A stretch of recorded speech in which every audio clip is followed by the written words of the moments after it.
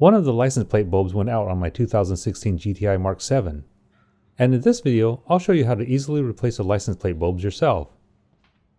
On my car, it's the right side that needs replacing. And these housings pop out pretty easily by pressing on the small tab.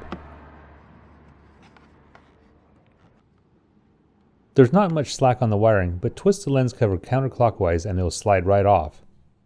I have regular tungsten bulbs installed here, so I'm going to replace them with these Phillips side marker bulbs.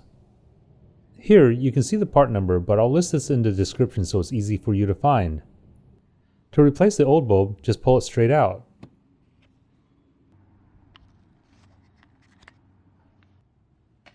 Then line up the contacts and push the replacement bulb in.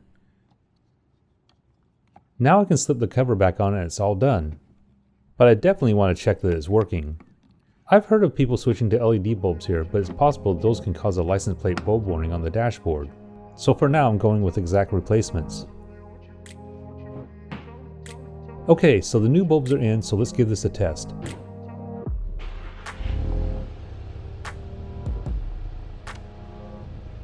Hopefully you can see how easy it is to change the license plate bulbs yourself. If this video was helpful, please give me a thumbs up and hit the subscribe button to stay up to date on all my weekly videos.